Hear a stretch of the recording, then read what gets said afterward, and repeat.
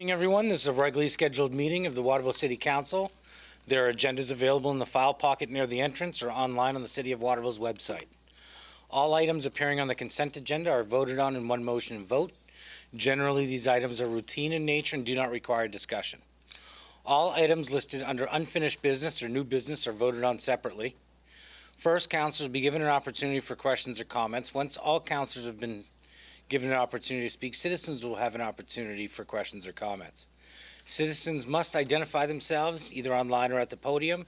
Each citizen will be allowed one opportunity to speak and will be limited to up to 3 minutes. Finally, the councilors will be given another opportunity to speak or comment.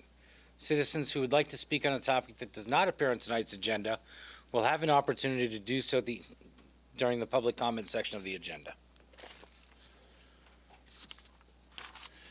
Pledge of Allegiance.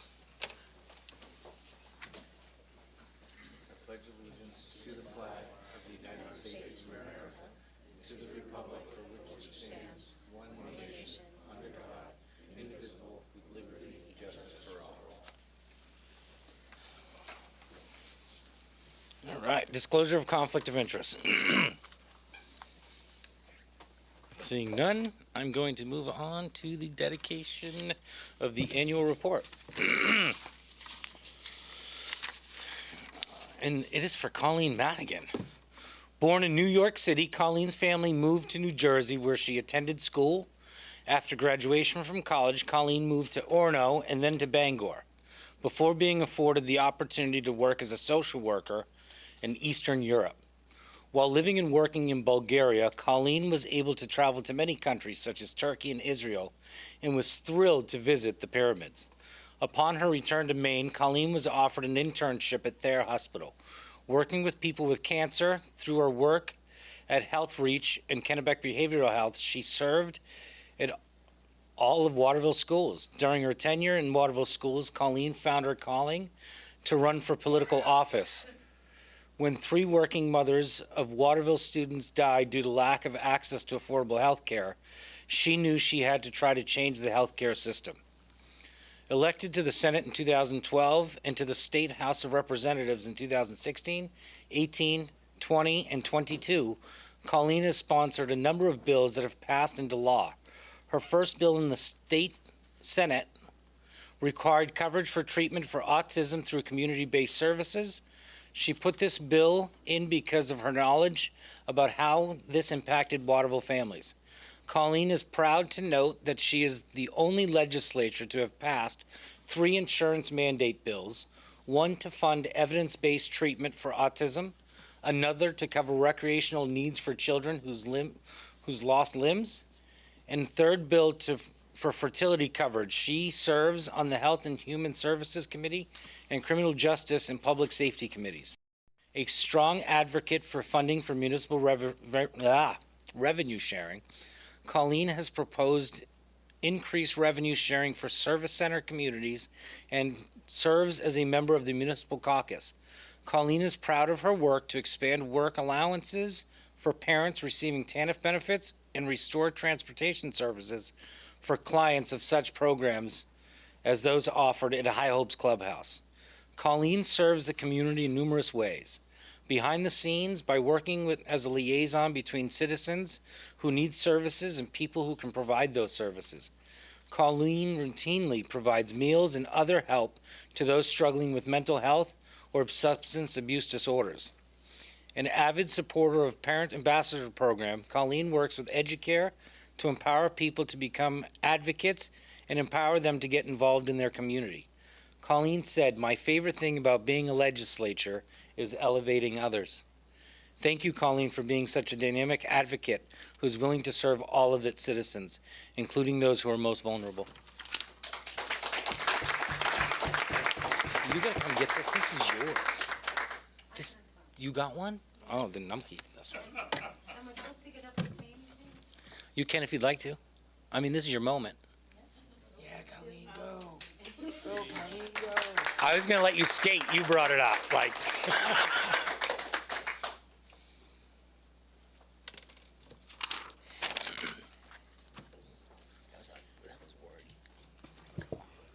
I just want to say I was surprised. Yep. It's on now. This was a surprise to me when City Hall notified me. I'm like really thankful, and most of the time what I do, I don't shout about it or take pictures or whatever. I just go about my business and do my work, and I love Waterville, and I thank you all, and I'll probably keep making meals for people even after I'm turned out, you know. And there are many people in this town that have gotten jars of my dad's famous spaghetti sauce. He still made it. So thank you very much. Thank you. All right. Moving on to the proclamation. Something else to read.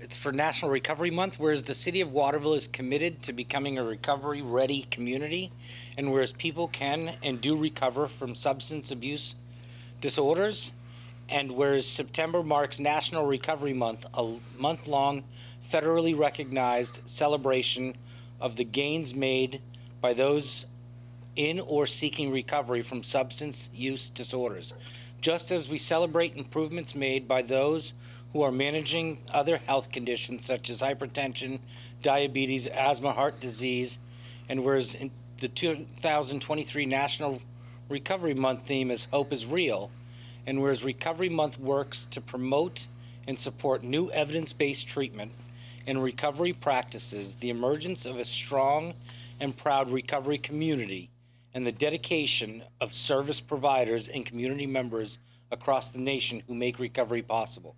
And whereas the City of Waterville has the successful Operation Hope program and a community outreach worker to help connect people to treatment and recovery support services and numerous partners in our community.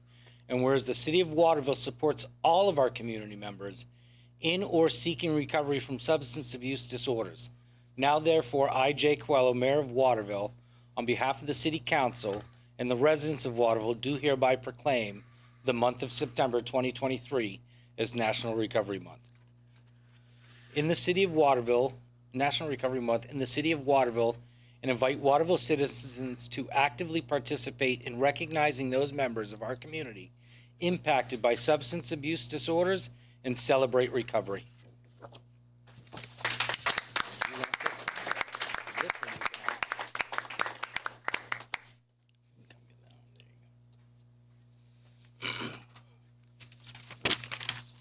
Whew, more reading. City Manager's Report. Your turn to read. All right, thank you, Mr. Mayor. First, Hedda Falls. I know there's been a number of concerns that I've heard regarding Hedda Falls and the conditions there since I've arrived in the past 5 or 6 weeks. I want to let you all know I had a very productive meeting with our police department as well as Public Works to really discuss some strategies about how we can improve the conditions there, make sure trash is picked up, make sure graffiti is cleaned up, make sure we discourage loitering. And so just this week, some new signage went up aimed at loitering, especially in the gazebo area. And I know PD has stepped up their efforts there as well. So we want to make sure this remains a place where people feel comfortable going. It's a huge asset to the city. We want people to bring their families there to enjoy it and to be able to go there without any level of discomfort. So I just want everyone to know we are on that. We are monitoring the situation closely, and we'll do what is needed to make sure that continues to be a real asset to our community. Also at the Hedda Falls, you may have noticed some Adirondack chairs went out there the past week. They look really great. Those were another generous donation from the Bill and Joan Alfond Foundation, so thank you to them for once again their generosity to the city and for supplying these chairs. We'd again encourage people to respect them and to use them properly. They really look great down there, and we want to continue to use them for the long term. So again, thank you to the Bill and Joan Alfond Foundation for another generous gift to our community. Thank you. City Manager's open office hours. I want to thank everyone who came yesterday to my first open office hours at City Hall. Had a number of folks. It was really great. Really a vast array of topics, which is interesting. You never quite know what you're going to get. So I want to thank everyone for coming. It's a really good opportunity for me to hear directly from the community what's going on, hear people's thoughts, and get a good pulse on what's happening out there. So thank you. We'll have another time and date coming up, which I'll announce shortly. I want to mention something about employee recognition.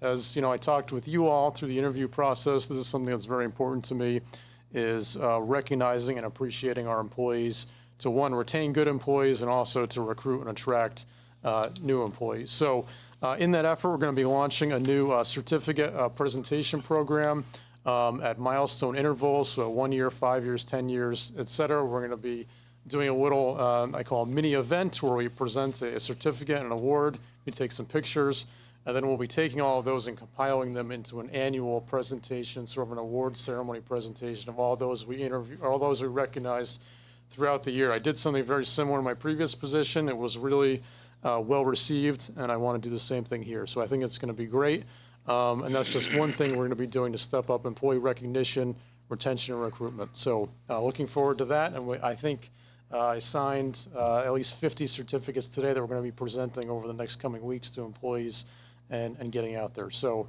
departments are going to be coming to you soon to present these things, and it should be a good time. So thank you.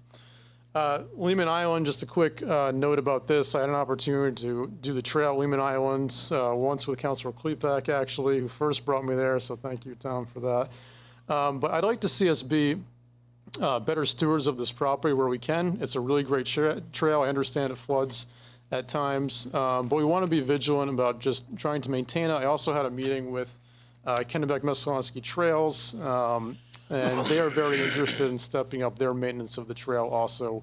I think if the city and some others are willing to be a good partner there. So I think we could do more with signage. I think we could do more with just encouraging, again, good stewardship of the trail. And so I hope to have more conversations with especially Mr. Garrett at Kennebec-Messalonskee Trails and others of what we can do with this property, because it is so close to downtown. It's such a beautiful spot. And I think the more people that are able to get out there and utilize it, the better. So just a note about, I've taken notice of that trail, and we want to continue to, I think, promote good stewardship of that trail and that property. A reminder on Hazardous Waste Collection Day, October 21st, 8 a.m. to noon at the Winslow Public Works Department. Residents interested in participating must pre-register at Waterville Public Works at our Public Works facility, 6 Wentworth Court. Registration opens on September 11th.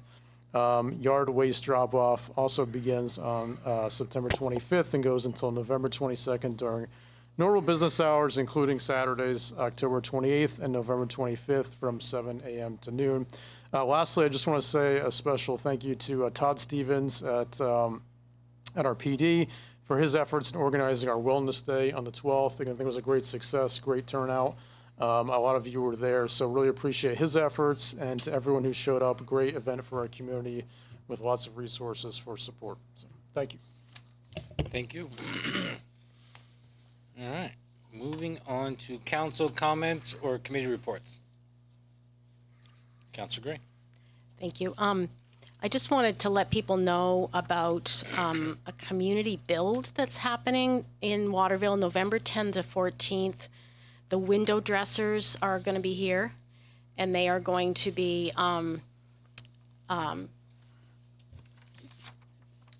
fitting homes with better windows and more energy efficient materials. So they are looking for volunteers. If you have no special skills needed, and training will be provided. And if you are interested, contact John Gardner, J. Gardner, Gardner, 76 at gmail.com. If you go to my Facebook page, I also posted it there, so you can get more information with a sign-up link. Anyway, it's a great program, and it would be great to see a strong turnout from our Waterville residents to help with this project. Thank you. One other thing I have is the ARPA committee met today, and we are going to be inviting proposals for funds that we have from ARPA funds that were part of the budget this year that we're giving to outside agencies, people that 501c3 nonprofits who serve Waterville residents. So look for information soon on the website, and we'll be interested to hear your proposals. Thank you. Any other councilors? All right, moving on to public comments. Go ahead, sir.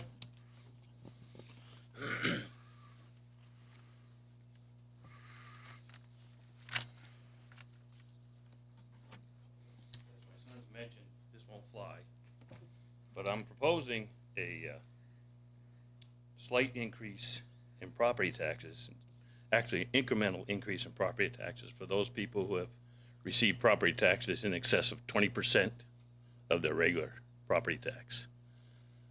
I'm thinking of fixed income people and young families and myself. I received a 66% increase in my property tax this year. So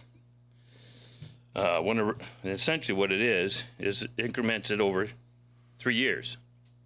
So you pay a third of the increase the first year, a third of the increase the second year, and the third year you're paying the full reassessed value. So that's what it is in a nutshell, and I have it printed out. Can I get one? Yep.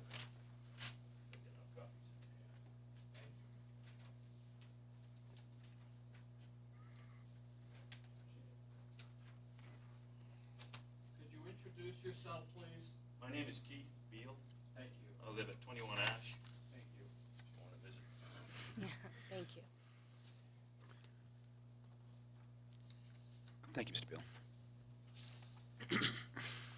Thank you, sir.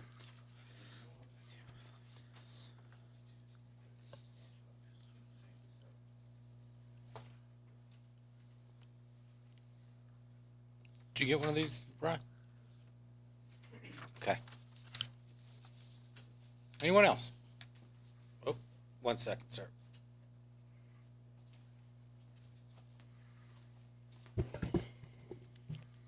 Hello, my name is Phil Bulfier from Ward 2.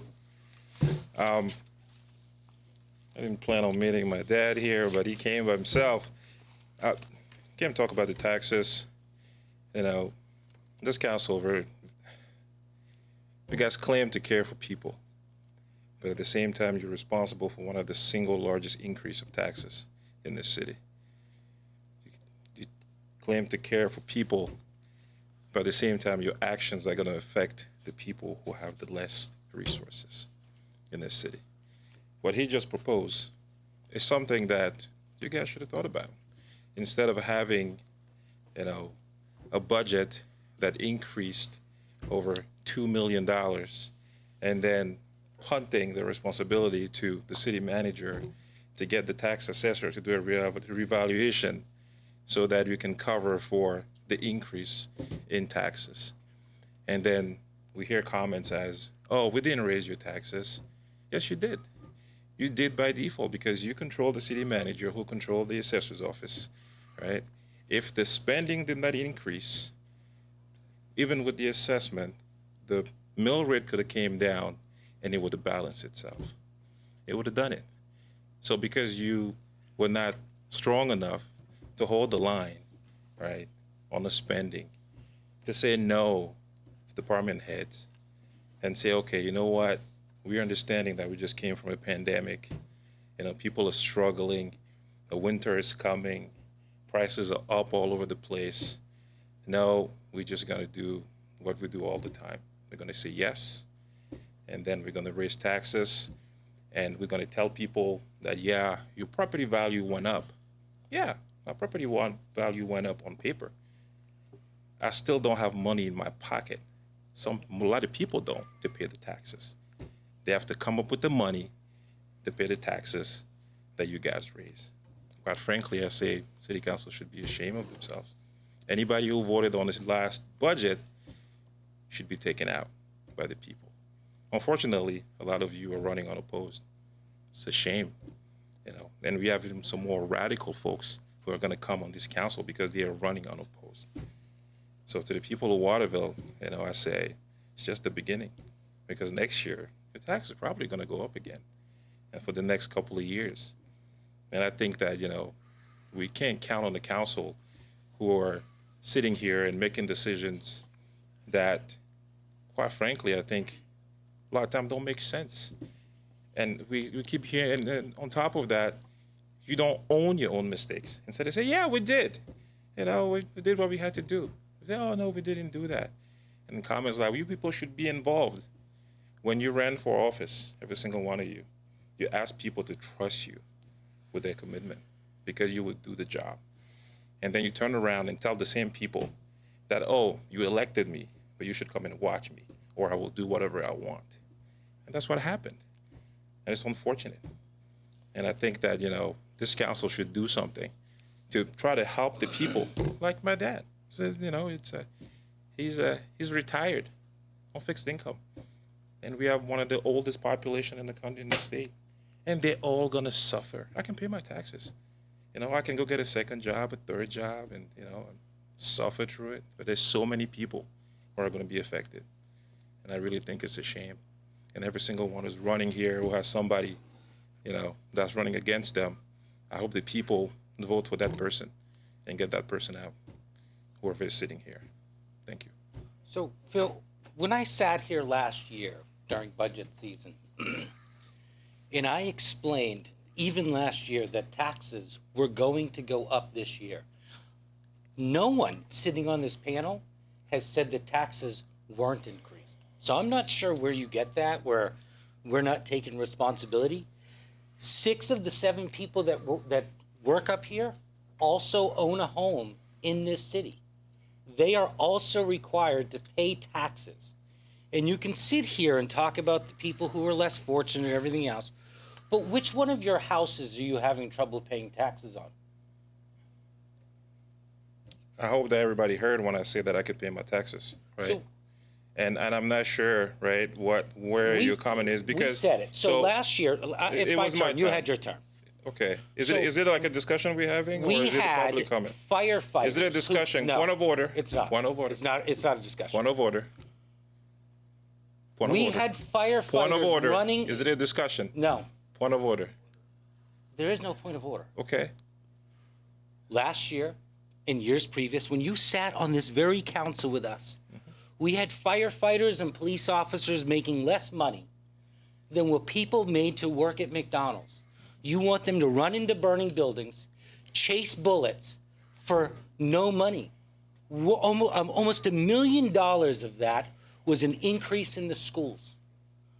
We have no control over that. You've sat here, you know that there's no control over the school. They have their own elected body. So with inflation going up at your house, my house, and everybody else's house, where did you want us to cut? Like you sat here, I remember you sitting on this council and asking us to cut oil for the fire department, like they were gonna stay cold in the wintertime. Like, at what point can the counselors and myself tell you about what's coming? We kept taxes without really much of an increase over the last 3 or so years. And I said that it's gonna happen, and that when that reevaluation happens, everyone's gonna get hurt. And that's because the previous reevaluation said it so that most of the South End went down in value. And where did those properties go up mostly in value? South End, because people are buying them. They're putting $10,000 or $15,000 into them, repainting them, and then putting somebody in there for $1,500 a month for a 3-bedroom. Developers and people who are coming into this town to take the old stock and recreate it are forcing prices to go up. Real estate agents who used to sit right here are selling houses at twice the value they were a year ago, and then saying they're not really that value. We are forced to do what we had to do from the state. We paid our employees. They're not even the best paid employees. They're paid at the 75th percentile. Where? You want all of this work, all of these things that these people for the city do for us. We talk about the things that aren't done, but you never talk about the roads that we did 10 times as many of. Those are the things that you asked for. And when you got them, they cost money. Everyone got hurt, myself included, everyone sitting up in this panel. And lots of other people are gonna get hurt. I hope it doesn't continue to go up. But there are certain things that are out of our control. We don't control the price of energy. The prices went up at your house, they went up in the city too. Like, where did you want us to cut and still be able to pay people what they're worth to do the services that you require? Can I respond? Yeah, please. Okay. Hiding incompetence in the form of compassion is not a virtue. It isn't. Your job, the job of the city council, is to take care of people and to represent the people. You are here. I sat on these chairs, and I worked on a budget.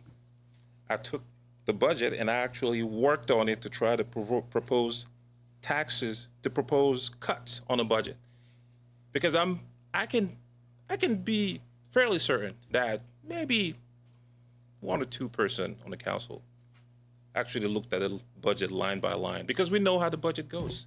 The people come and they say, "Oh, look, we had this money last year. We didn't use all of it, but we need more money. Why? Yeah, well, we added things that we have to do, and you guys approve it. The school comes, they do what they do, and then they ask for an increase, and if you say no, they cut teachers and then put it on a newspaper, and then you say yes. The department heads come, and there's line items that weren't all spent last year, and you can cut some of it, but you don't, because they say they're going to need more.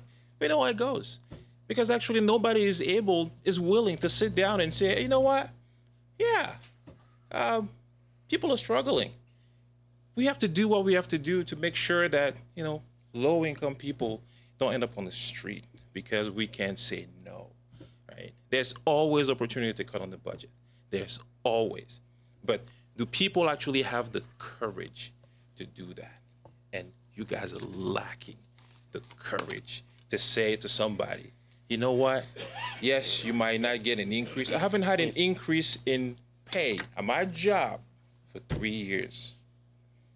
For 3 years, nobody has paid me more money, but yet I'm going to have to come up with money to pay my taxes, right? being an adult. This idea that, because somebody is a thief, I should also go steal. It's just lunacy. It is lunacy, because your property taxes went up, so that means everybody's property taxes should go up also. How does that work? That's not how it works. Your job is to make sure that people in this city, right, live a decent life. How many jobs have you guys created in the city?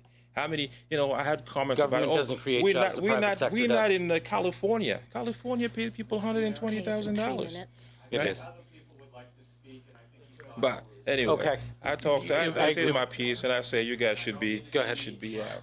If I could should just be out. respond very quickly, Mayor, because I've fielded a lot of phone calls in regards to taxes. I pride myself on not being a politician here, but when you say helping people, I speak on the behalf of my individual vote for the budget, which is yes. I help the people that teach our children in our schools to earn a good living, I guess. My son goes to the George J. Mitchell School, and we get text messages all the time in regards to there's not enough teachers, so, either early morning childcare or after childcare has to be canceled, or there's kids rolled in, and we don't have that anymore because of the budget that we passed. So, I don't want, obviously, my tax went up $800, so it's a lot of money. What percentage of your income is that? Well, I mean, while I understand, $800 is, it's a lot of money for anybody, I'm not a rich man here. I'm just trying to do my best for Ward 1 for the city of Waterville. And that's my thought process behind it. I get it, the fact that people struggle. We all struggle. We all have things going on in our lives that we don't have a clue about. But, my thought process was to always help out, and that's what I think that's what we all did. Tom is going, then you can go. I just wanted to speak to the assertion that the people on this council didn't show courage. That's incorrect. I also want to take exception with the concept that the people on this council do not show compassion, because that's incorrect. The people on this council talked long hours and thought very closely about the budget and the impact that it was going to have on this community, what the needs of this community were. The kinds of, we can't, at this council, the government in Waterville can't solve all of Waterville's problems, We can try to address some of them. And there are very real needs. I spent the entire month of July at the Waterville High School working with 4th, 5th, and 6th graders every day, at a math and arts enrichment camp. And I can tell you that the children, the school-age children in Waterville, have tremendous deficits, historic deficits in terms of anyone in this room, because of the impacts of COVID and long-term trends that were exacerbated by COVID. The schools need every resource we can possibly give to them, because that's an investment in our future. And you talk about compassion. Compassion for families that are struggling is about how we look to the children in those families. Services, other services that the city provides. There are incredibly hardworking, I've had close contact with the men and women working for the city, doing things that require bravery and courage that far exceeds anything I have to do in the day or any decision that I have to make, to bring the kinds of services that Waterville not only deserves, but needs, fundamentally needs. And to be able to retain the people that bring those services. We had so many discussions here at the council. You say that we don't have courage. We were the ones discussing it. Where's the rest of the community if you're upset about the taxes? Where was the rest of the community when those discussions were being had? And what services are valued by this community? To have those services, it's not like our police officers and any of our first responders are living high on the hog. You already heard the percentile that they're getting paid at. That is simply so that we can keep them in the city.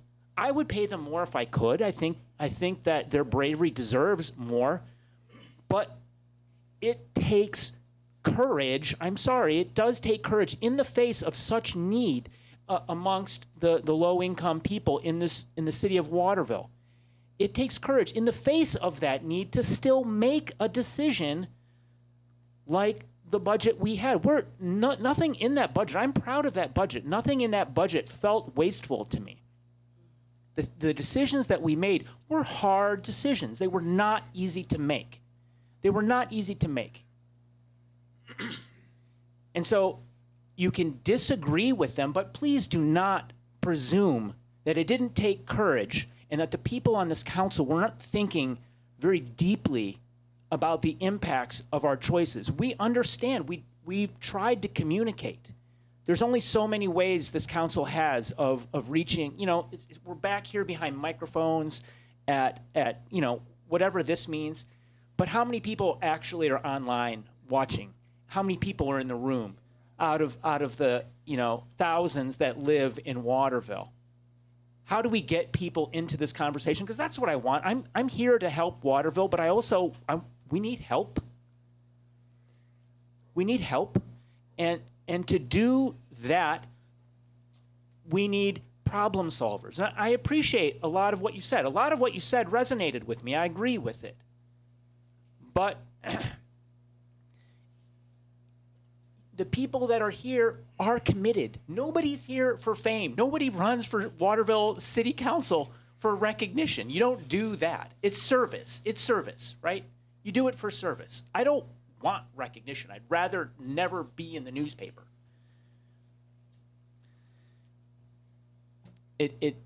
They're hard decisions that we need to make as a community. We're duly elected representatives because we can't have how many thousand people live in Waterville come to every meeting and hash this stuff out. But when people feel compelled, participate in the discussions, come to budget season. Jay certainly has been talking about this for years, throughout COVID. He's been sitting here on my left-hand side talking about this for years. And honestly, the response from the community is actually not been as rough as I anticipated it being. I anticipated it would be much more. And so that makes me feel good, like perhaps the people in Waterville understand some of the pressures that the city is on, that the community is under. And we are trying to make the best weighted choices given the circumstances that we have. I don't want to get too long in the tooth here, but that was mostly what I wanted to say. I just want to say very briefly, first of all, if you feel that your tax bill is possibly not accurate, call the assessor's office. There have been examples of mistakes made. So don't pay any more taxes than you really are obligated to. I want to thank the gentleman that brought this proposal forward. It's not true that we haven't done anything to think about how we can help the lower income folks deal with this increase. And we are all facing it, as Mayor Coelho said. But I think constructive proposals are very helpful. We are looking for ways to support people who are really struggling to pay these bills. And we did say no to department heads, and weighed our choices. If it's a choice between paying a bit more in taxes or having a 911 call be responded to promptly, or have public safety, I think everyone would agree and have our children educated. These are very important things. They cost money. We all know that inflation is rampant, and we have fixed costs that we simply can do nothing about. So I appreciate that people are finding this difficult. Bring us your ideas. We'll definitely consider them, and I'm willing to talk to anyone who wants to talk about the budget privately after we're done our business here. Did you want to go up, sir?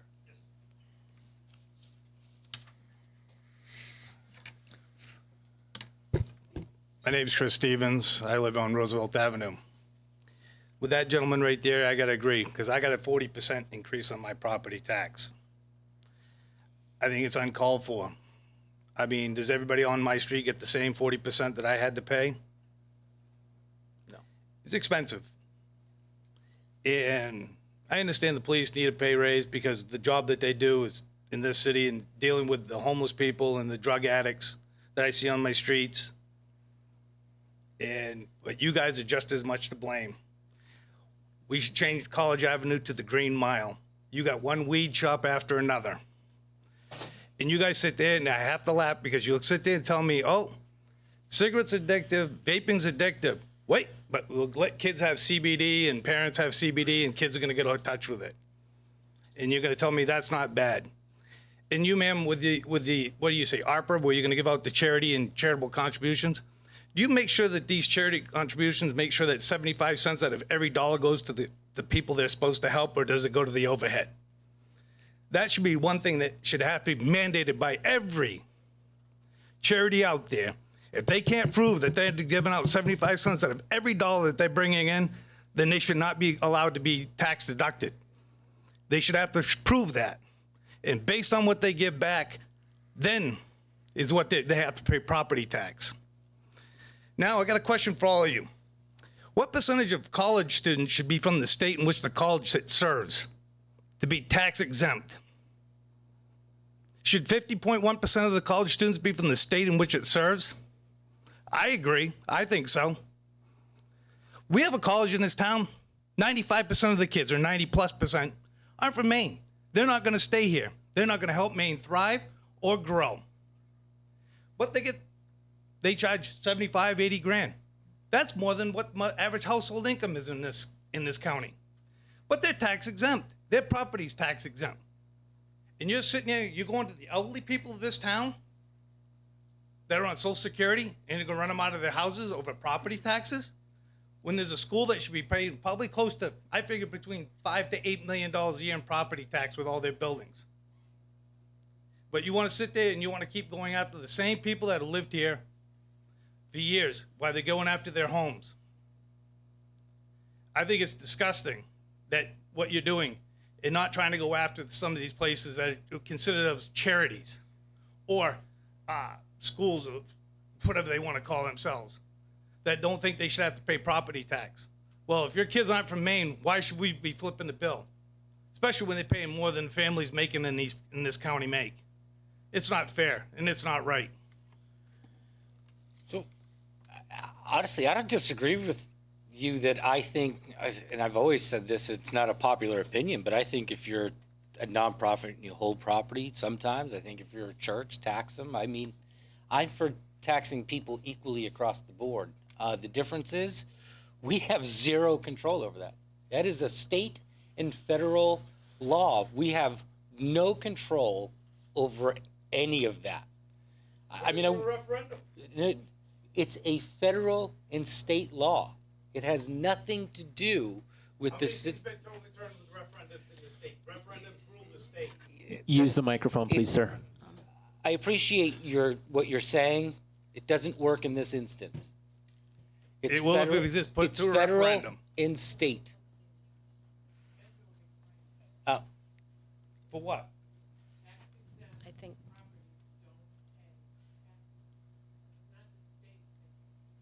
It's a federal rule. It's something that needs to be overlooked and changed. Go ahead, Tom. Thank you. That school you're talking about, is my mic on tonight? Yes. Okay. That school you're talking about is the 5th largest taxpayer in the city. On paper, they are the 5th largest taxpayer in the city. I can't tell you what the percentages and stuff are. I can only tell you what I know, that they are, if you look at the whole spreadsheet, everything said and done, they are the 5th largest taxpayer in the city. I know what they pay. I've been to this tax assessor's office. It's nowhere near close to 5 or 8. It would, I'm not disagreeing with you. I'm just telling you that that's the fact that we have right now. And everybody understand, Sir, yeah, Jay. sir, we're not going to. Yeah. No. argue back. My last little statement.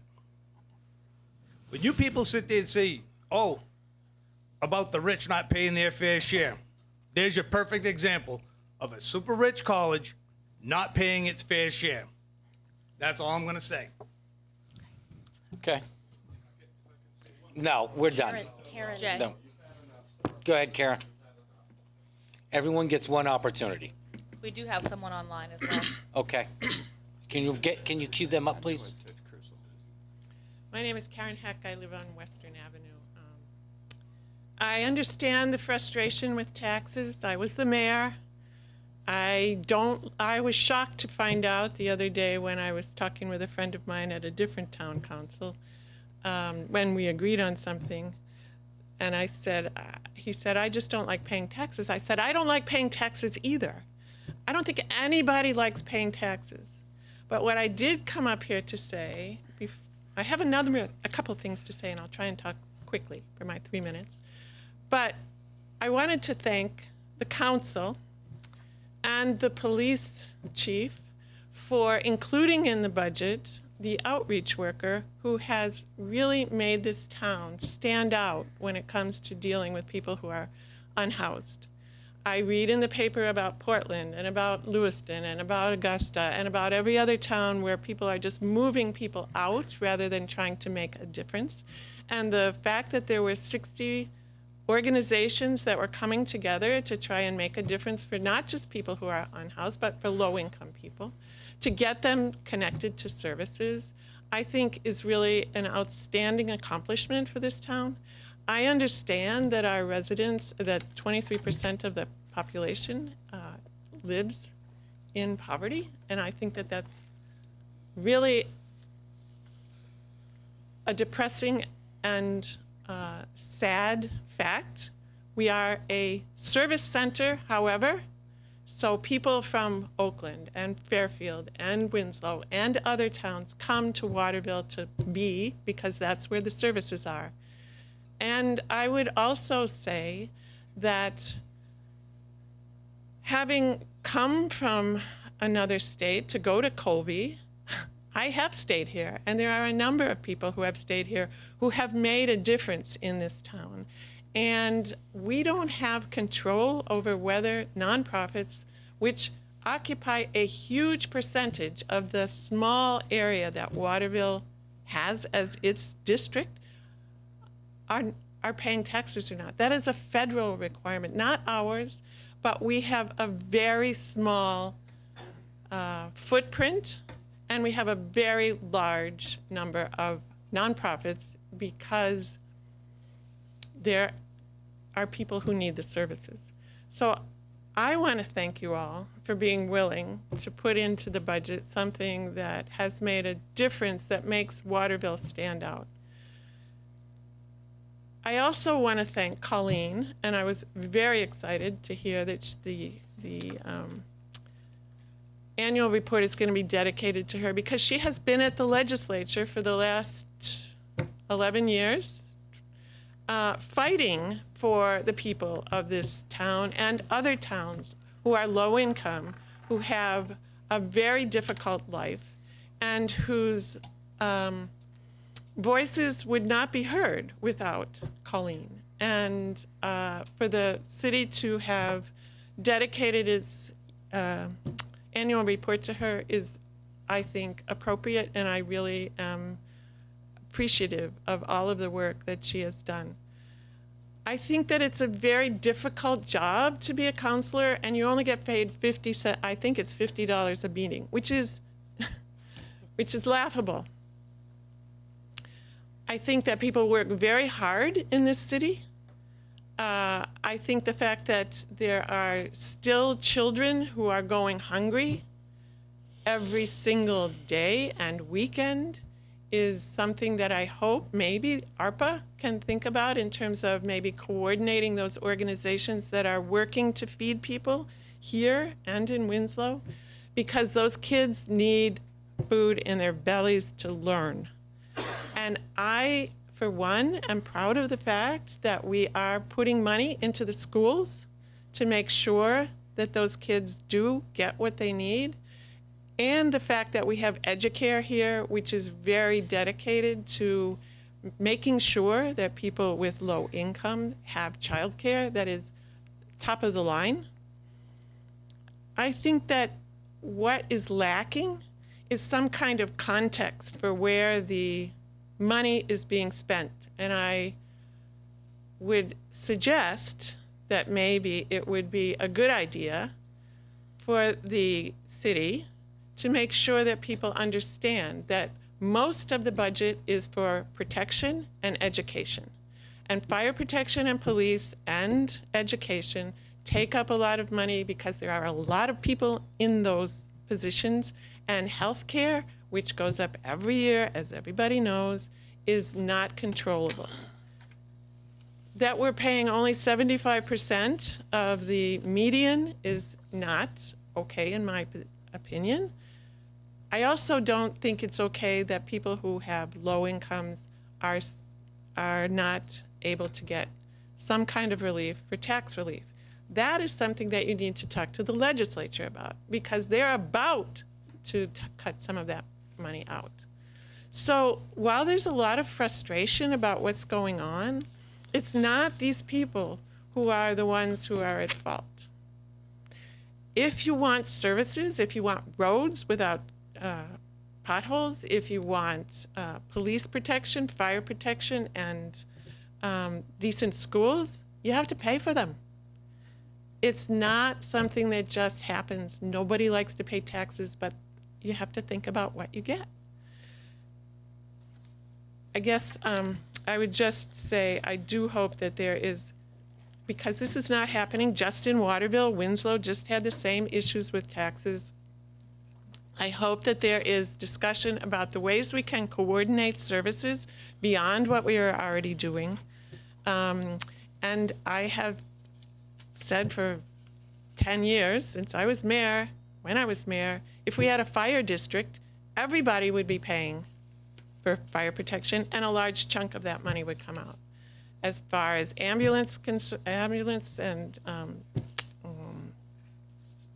services are concerned, it's a huge area in this county that is served by the hospitals, and the hospitals should be also included in how are we going to figure out ambulance services, because all of those cost money. It's not just going to happen because Waterville pays the biggest share. It's got to be, we all need to be talking about this, because this is a very small area, Central Maine. And if you look at other towns and other states, there are bigger cities than we are. Combining forces and combining services is one way we could actually make a difference in the tax rate of people in this area. So I agree with anyway, you. thank you. We got to get the other communities to play. Well, Waterville has been kind of a bully. We're the biggest. There's a lot of unhappiness because of sports teams. I mean, that's ridiculous. Yeah, it is. But there are a lot of people, the Mid-Maine Technical Center works. It's got kids from all 4 towns. It's got great programming. It seems to me that the superintendents could figure out a way to make all the scheduling work, all the class scheduling work, so that we could have kids going back and forth between the schools. That would be a huge opportunity that would allow kids in this whole area to really get the best education that they could get. I'm sure I'm right over my 3 minutes. Thank you. Thank you all. One opportunity per person. Anyone else who hasn't? Go ahead, Colin. Yeah, that's what it was. Yeah, go ahead. Oh, yeah, sorry. Nancy, go ahead. Sure, Nancy Sanford from Ward 1. And just a couple of things. First of all, I've been listening to and going to city council meetings for a long time, like years now. And it's my opinion that I have felt the most responded to by this collection of folks that sit in front of us now. That's not to say that other city councils weren't good and didn't work hard, but this one, I think, in my opinion, has worked very, very hard. I also do remember, Jay, you have been talking about the fact that the taxes were going to increase for a long time. And just one question about the opera funds, not the budgeted 100,000 or whatever it is in this budget year, but the other opera funds, which the last time I knew, I think Waterville had like $700,000 left. I'm just curious what that figure is now. Hasn't changed, right? Other than the 100,000. It's approximately 800,000. 800,000. Okay, thank you. Thank you, And Nancy. thank you for your hard work. Colleen? And then you, sir. Then we're going to get to the meeting. Colleen Madigan, Gilman Street, used to be Ward 6, I think I'm 3 now. I just wanted to say that for the community outreach event organized by Todd Stevens last week, I developed a resource thing that explained some of the changes in assistance for property tax payments, and it had links to various assistance programs or ways for people to get more information. And that I have it in my car, so I'm wondering before I leave I can give it to either the city manager or someone over there, that you guys can keep that in City Hall, that feel free to make copies to give them out to anyone who asks for them. Okay? And then I just want to thank you for the Recovery Month proclamation. As a member of the Health and Human Services Committee and a member of the State Substance Use Disorders Commission and a family member of someone who died from substance use disorder, I see every day and talk to people every day in the city who are impacted by it. I always tell people that if you don't think this impacts you, you're not paying attention, because you're not paying attention to who made your coffee today or who waited on you at the restaurant you went to or bagged your groceries. This is an issue that impacts us all. It's not just opiates. There are a number of substances that people abuse, and it's incumbent on all of us to welcome people into recovery, recognize the work they do, and recognize family members, adults and children. So I thank you, and I just want to say that touched me today. Thank you. Thank you, Colleen. Go ahead, sir.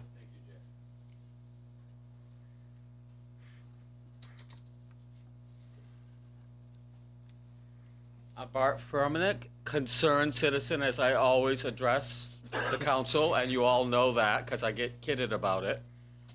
I've lived in this city. I'm from the North End. I lived on College Ave, 201. It's the newer part of a car wash. Long and the short, I've been coming to council since February. This council is proactive. How can you sit there and say they're not proactive? They live in this city. They pay taxes. They know what's going on. Their thumb is on the pulse. It is unfair, and there's hard choices. There's issues that are going on in this city, and they're proactive. Shame on you for saying they're not proactive. Anyone else from the public that hasn't already been up? All right. You do? Give it to me. Well, Last one. Give it to me. I'm not here to massage or denigrate anyone. And I love my son to tears, but we don't always see eye to eye. But my idea is, if the Colby campus is tax exempt from property tax, is there an option of creating, I don't know if you call it a poll tax, but tax each number of people that are attending that facility? Or tax the facility for the number of people that they have there? That's not a property tax. Just an idea. Just popped in my head. I think Karen's idea of, and we've explored like a pilot program and other things, a fire district sort of does that. I'm just not sure that we're legally allowed to do it. Okay, well, I just thought it might be something worth looking into. I mean, that would kind of balance the field a little bit with, you know, the Colby uses our services, but doesn't pay the taxes. So, just a thought.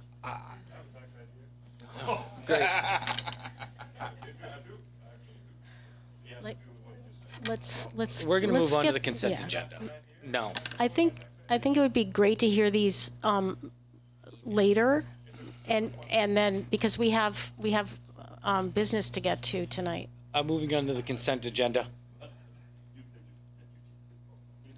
Can I get a motion? So moved. Second. So moved. Second.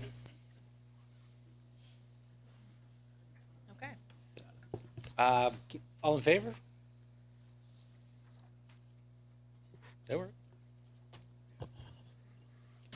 Can I make a motion to read the agenda by title only? Second. All in favor?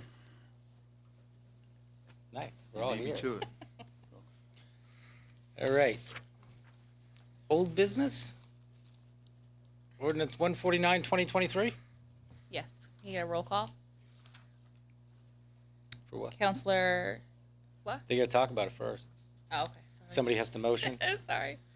Yeah. So move to adopt. Second. Any discussion?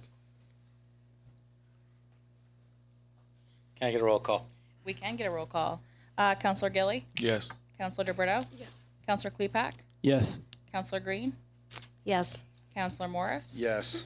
And Counselor Frankie is on Zoom. Yes. He is. Oh, then we Okay. can't roll call. No, we have to We roll have to. call. Oh, right, I'm sorry. Yeah. Let me Yeah. raise our hand. Sorry. I didn't see him earlier. Counselor Frankie. Okay. Oh, he is here. Okay. Can you hear me? We can hear If you, can sir. me, Yes. Yes, all right. We see your hand. Okay. Counselor McCormick Yes. and Mayor. I don't vote. He does. Oh yeah, I'm sorry. You're on here. All right, 7 in favor and 0 opposed. Moving on to ordinance 150, 2023. All right. Do we need to do 149 first? We just did. I thought that. I didn't hear you read it. That's why I thought we were still on to. I think we need Good. 150, right? Yeah, we're on 150 now. Right. Sorry. I don't know if I have it. I don't think she gave it to me. Please hold. So ordinance 150, 2023 is amend the zoning ordinance for 350 Kennedy Memorial Drive. Any discussion? Move to Oh, adopt. sorry. Second. We're so far. This is for Bill's Yep, property? behind the Yeah, okay. building.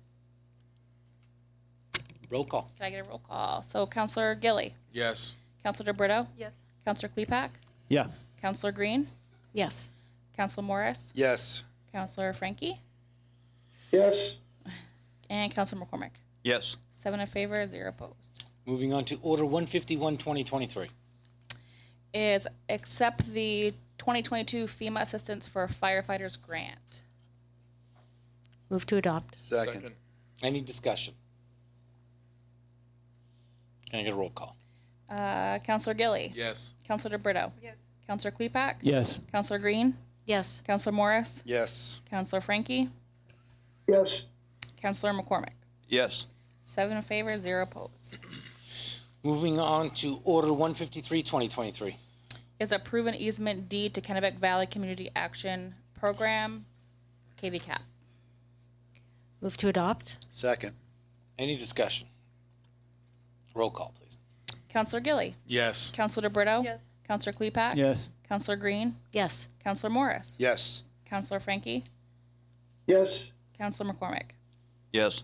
7 in favor, 0 opposed. All right, moving on to new business. Resolution 157, 2023. Is authorize issuance of a secondhand license to Sandra Compton, doing business as New Beginnings 2. Move to adopt. Second. Are they here? I do not see her now. Ah, it was going to be a free plug. All right, any discussion? Where's this place going to be at? As far as I know, it's going in the old Kenneset building on College Ave. Nice. Roll Nice call. to have something there. Yeah, it will. Be nice Yeah, to it not will. see an empty building. All right. Counselor Gilly, Yes. Counselor DeBrito, Yes. Counselor Klepak, Yes. Counselor Green, Yes. Counselor Morris, Yes. Counselor Frankie, Yes. and Counselor McCormick. Yes. All right, 7 in favor, 0 opposed. Moving on to Resolution 158, 2023. Authorize the issuance of a vitriol's license to How, doing business as Korean Barbecue. Move to adopt. Second. Where's that one going to be? Elm Street. Now I'm interested. Elm Street. Elm 40 Street? Elm. All right. Street, yeah. I think it's Next to pronounced Domino- Howell. How?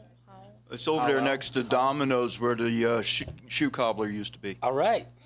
Can I get some Korean barbecue? I'm in. Great. All right. Any other discussion? Roll call. All right, Counselor Gilly, Yes. Counselor DeBrito, Yes. Counselor Klepak, Yes. Counselor Green, Yes. Counselor Morris, Yes. Counselor Frankie, Yes. Counselor McCormick. Yes. 7 in favor, 0 opposed. Moving on to Resolution 159, 2023. Isn't this supposed to be an order, like, because it's so much money?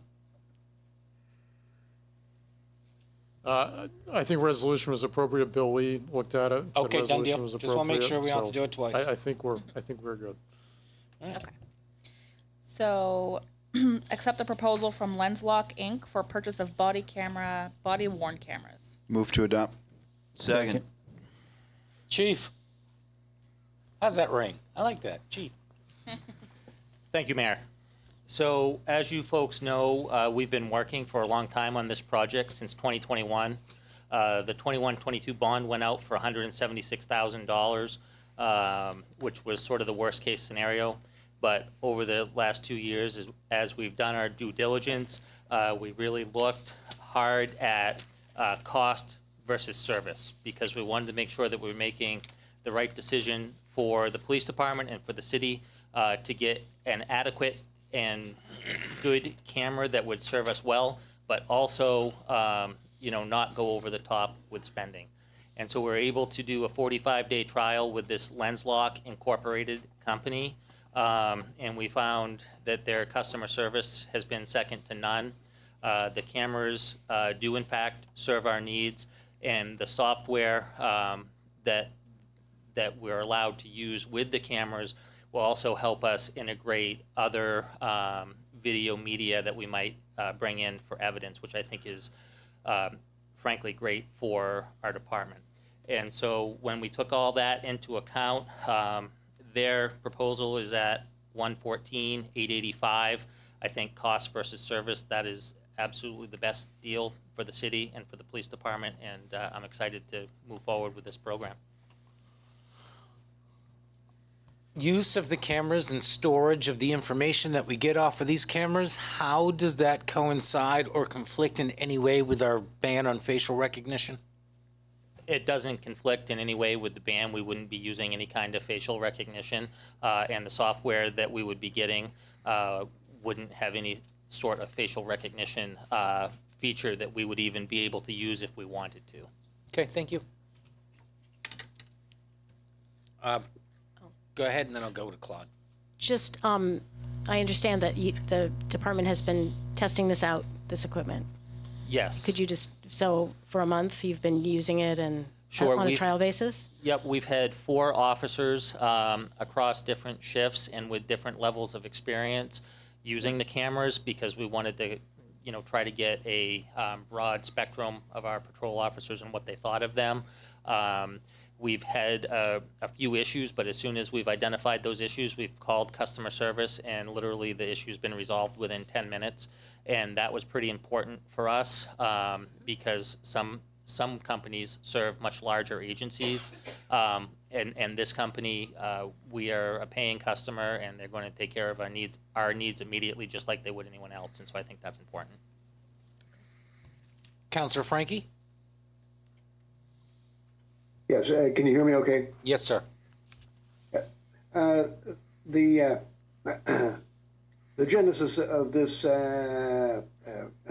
idea of body cams arose out of the coalition of concerned citizens that met with the chief back after the George Floyd incident.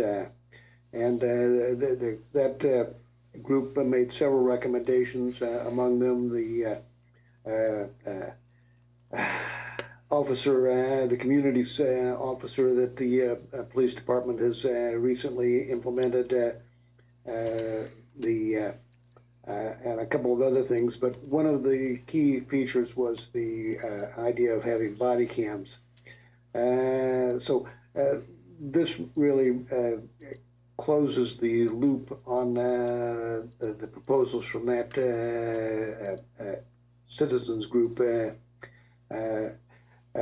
I would say that the company involved, LifeLock, is fairly recent in the game of body cams, but it appears to be a very reliable company. As the chief said, they've been providing excellent service for us right now. There are questions that people have asked about whether the cameras can be turned on and off, and there are a variety of different options for that. The options that the chief has picked is one of the reasons we have a really reasonable price. If he could talk just a little bit about that, I think people would understand the benefit that will be for the public. Would you do that, Chief? Sure. So any camera that we looked at would have certain automatic activation features. The more features you have, the higher the price you pay. And again, it was a cost versus service analysis for us. And what we're going to end up with LensLock is they will integrate a Bluetooth system into the police cars. So the body-worn camera that the officer is wearing will automatically activate when the blue lights go on the cruiser. So if they're responding to a critical incident, and they turn the lights on, that will automatically activate the cameras. There are other automatic on features that LensLock has. For instance, you know, you can set it so if the door of the cruiser opens, the cameras automatically turn on. I think that's a little bit too extensive because you'll turn the camera on every time they go into the station or every time they stop to get a coffee or something like that. But the blue lights activating certainly will cover the large majority of serious calls that they're responding to. So I do think it is adequate for those needs as well. Anyone else? Go ahead, Councilor. Just out of curiosity, what were some of the issues that you were finding with during your trial period? Sure, there was a Microsoft update that caused a video not to upload from the docking station to the cloud, and that was something that they were able to immediately address with us. They're still working on the issue with Microsoft, but they immediately were able to push that video from our docking station to the cloud remotely. So that's just the type of service we were looking for. When, say for instance, there's a critical incident, the incident is filmed, and that footage goes to the cloud, who in the department oversees that information?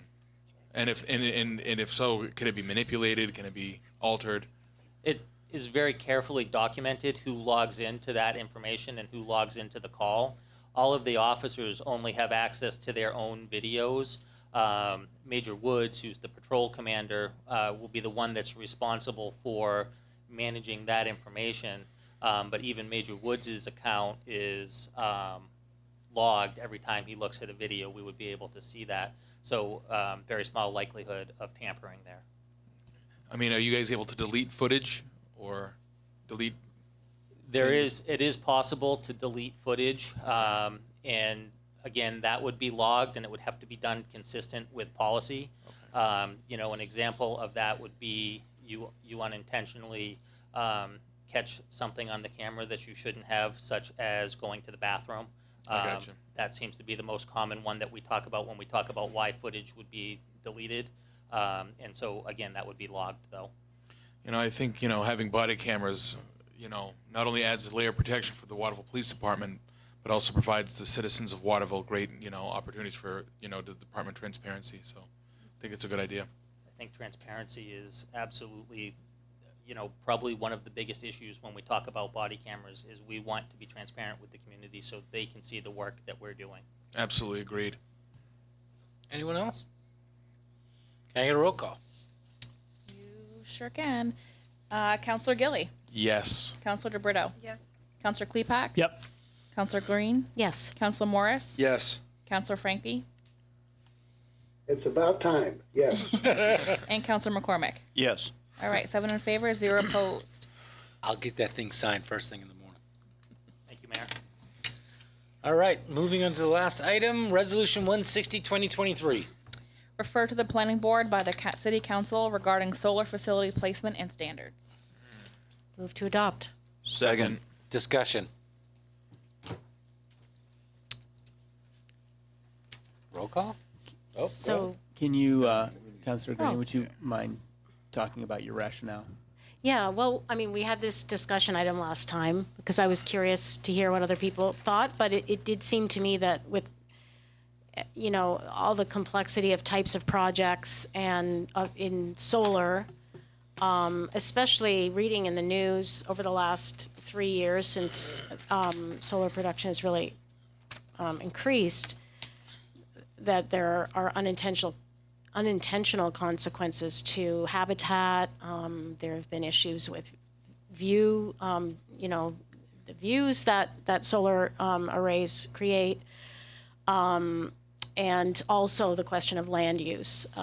So I just thought it would be appropriate for the planning board, well, for somebody to hold a discussion about whether we need to revise our current policy,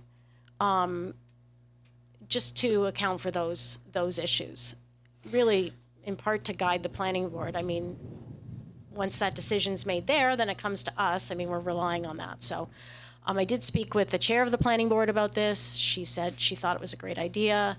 So I'm hoping that we can have a good discussion there, and maybe our ordinance is fine just the way it is. Right now, we have no dedicated solar areas in the city.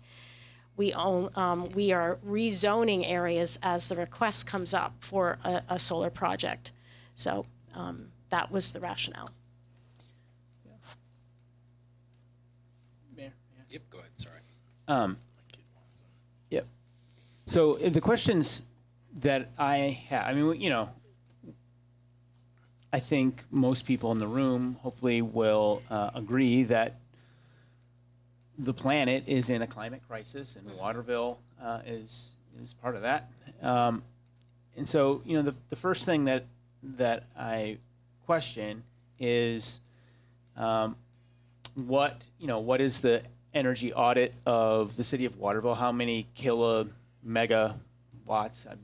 How many megawatts of power does the city of Waterville, the entire city, consume? And then how many do we generate by various renewable means? We do have 2 dams in the city of Waterville. I think I've made my perspective on those pretty clear over the years. We've contracted a significant amount of solar. So how far away is Waterville from being self-sustaining in that, and how dependent on outside sources, and what's the mix of those outside sources? That to me is that's just a very basic ratio that I think is an important part of guiding our decision. I agree that land use issues, as it relates to a whole number of things, economic development, housing, et cetera, those also need to be a big part of the equation. One of the things that I think is appealing about solar is, it certainly is unfortunate some of the destruction to wooded property that we've seen that I think has rankled members of our community. But one thing about solar is you can take it out, you can remove it at any point. And so I wonder, we don't issue permitting, but we issue leases, and whether language around that time window, hopefully someday Waterville will be able to be energy self-sufficient. And what is that time window? I don't know whether that kind of math is the purview of the planning committee or not. It's something that perhaps the resiliency committee could look at, but that kind of number, I think, needs to guide the policy. And I don't know what those numbers are, but they must be able to be assembled at some point. Certainly, we can come up with a number of kilowatts of renewables that are generated within the city limits, and it might be a little bit more difficult to determine the energy consumption by within the city limits. But I mean, maybe I'm thinking too narrowly, right? Maybe it needs to be more of a regional thought. But just one thing to your point is that we have projects that generate solar energy that don't benefit Waterville. And while that's good for the planet overall, I think that's where our land use considerations do come in. So that could be one, again, I'm just interested in the discussion, but perhaps projects that, benefit, that are going to reduce electricity or reliance on other sources of energy in Waterville could be prioritized over those that go to other communities. Just a thought. Point taken. But as a counterpoint to that, if we're providing electricity for another community, what's being produced in that community? Are they producing energy likewise? So it is a global network, and when you think about it, discretely in terms of energy consumption per unit versus energy produced per unit as part of the total, it doesn't. I mean, I get what you're saying, but explicitly, I don't think that's. McCormick? The questions I get asked are more of a horizontal versus vertical. Will we give permission for people to clear out a lot to set up a farm? Ain't nobody putting nothing on their roof and saving the tree. That's what I get confronted with. So as I look at this and I read this and now I kind of understand. I know we had the conversation. Do we think this is a good idea to review this? I do. I wonder the way that this is written, whether or not this is really broad for the planning board at this point. I like Tom's idea, or you said the resilient. Like I think this might be something for review for the resiliency committee to review our current ordinance to see whether or not there are tweaks that then can go to the planning board at that point to see whether or not we want to make those changes. But I think probably the first step for this would be the resiliency committee. Like I think, in my opinion, that makes a more smoother transition. Because. Well, I mean, either way, it can be an iterative process. Yep. I agree. Yeah. It could. Yeah. Right. I mean. So the recommendation. I can't say that besides maybe Bill Post, there's a lot of expertise on the resiliency committee as to the specific perspective of the planning committee. I think the kinds of questions that I think would be amenable to that group are the ones I outlined. And whether that needs to precede or follow, potential recommendations or avenues from the planning committee. I think that the output of the resiliency committee would be more useful to the council in terms of making its broad decisions than it would be to the planning board. The planning board is going to be looking narrowly at the way the ordinances could be juggled to optimize them, but not necessarily thinking about those sort of sustainability questions that the resiliency committee would be thinking about. What do you guys want to do? I'm a little indifferent about the order there, but I think having either group think about it, both groups, I think should. I think it's appropriate for both groups. I don't think sending it to the planning board precludes you from sending it to the resiliency. No, I know. Yeah. Yeah. I mean, I can get it on the agenda at resiliency regardless here. All right. Councilor Frankie. Just a note on procedure. We're just voting tonight to send the idea to the planning board for them to have a public hearing. The planning board is an excellent vehicle for public hearings, so it seems to me like a good first step. That's right. Yeah, that's right. All right. I'm going to move to a roll call. All right, Councilor Gilly, Yes. Councilor Berto, Yes. Councilor Klepak, Yep. Councilor Green, Yes. Councilor Morris, Yes. Councilor Frankie, Yes. Councilor McCormick. Yes. 7 in favor, 0 opposed. Can I get a motion to adjourn? So moved.